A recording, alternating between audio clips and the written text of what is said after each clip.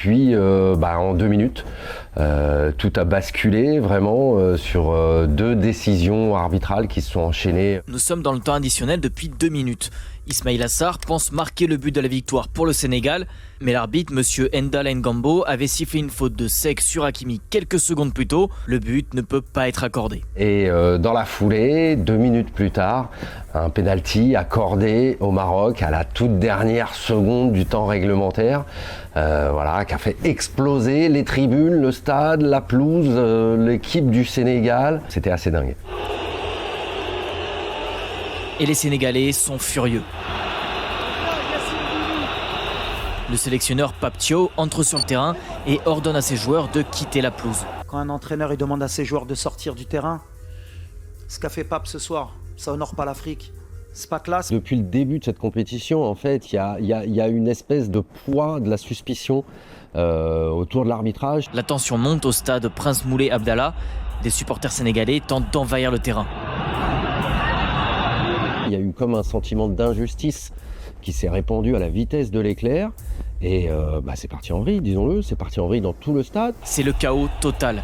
Des affrontements éclatent à coups de chaise entre supporters et stadiers, appuyés par les forces de l'ordre venues en renfort. Les gens sont tombés dans des accès de violence assez inimaginables, assez impressionnants. J'avoue que ça a fait planer une atmosphère assez effrayante dans le stade à ce moment-là. Un stadier est même évacué sur civière et hospitalisé, blessé à la mâchoire. Dans ces conditions, le match ne peut pas reprendre. Heureusement qu'il y a un leader charismatique dans cette équipe qui s'appelle Sadio Mané. Honnêtement, je pense que ça aurait été vraiment triste et dommage de voir une finale terminée ainsi. Pour moi, c'était hors de question. Il y a eu la bonne idée de dire les gars, on y retourne.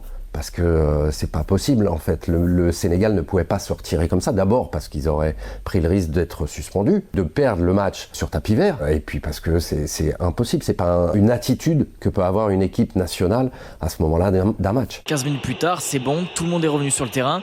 Il y a toujours des affrontements dans la tribune des Sénégalais, mais l'arbitre décide de reprendre le match. On est dans une ambiance de film à ce moment-là, et même pas d'ailleurs, parce que on se dirait, si c'était dans un film, on se dirait que c'est un mauvais film. D'un côté, ça se tape dessus, et de l'autre, il y a une espèce de calme qui doit être revenu dans la surface de réparation pour que Brahim Diaz tire son penalty. Et l'impensable se produit.